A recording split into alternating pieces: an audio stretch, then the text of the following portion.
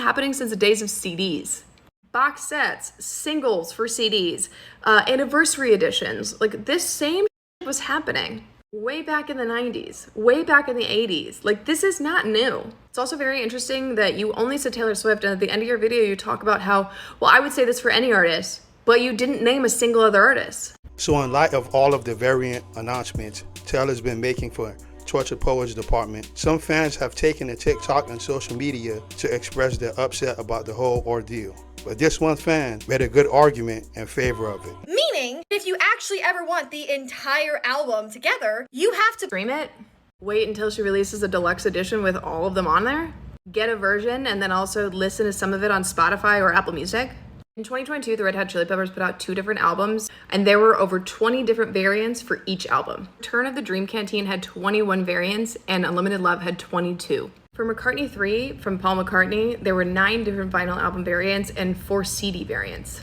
Led Zeppelin's Into the Outdoor album had 6 different vinyl variants, and it came in a brown paper bag, so the consumer didn't know which album cover they were getting.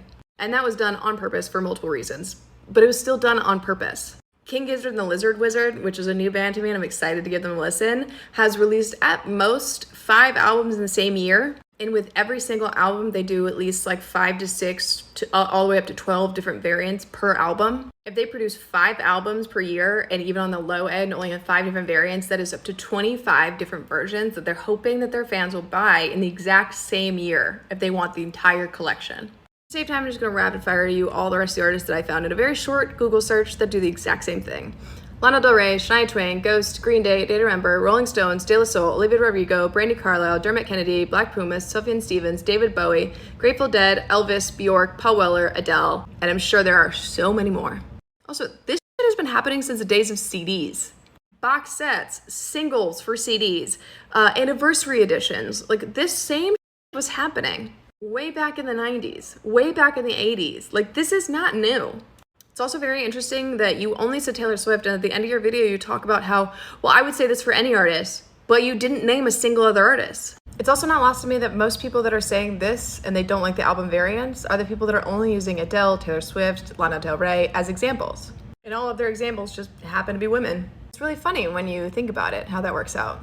But if you don't understand that you can listen to music on streaming platforms, I also don't think you'll understand misogyny. Go ahead and use a male artist name the next time you want to call out something that's been happening in the music industry for decades instead of Taylor Swift. But we both know that you wouldn't do that, because using the name of a male artist or using the name of a band that's primarily men is not going to get you the rage engagement that you were really hoping for. However, using the name of the most successful female pop star in the entire world obviously will. So at the end of the day, Taylor definitely isn't forcing anyone to buy all the variants. If anything, they're just extra options to choose from in the midst of everything else. And if you want to listen to the other songs, you can always wait until they hit streaming. And for more Taylor Swift related content, watch these next videos and subscribe.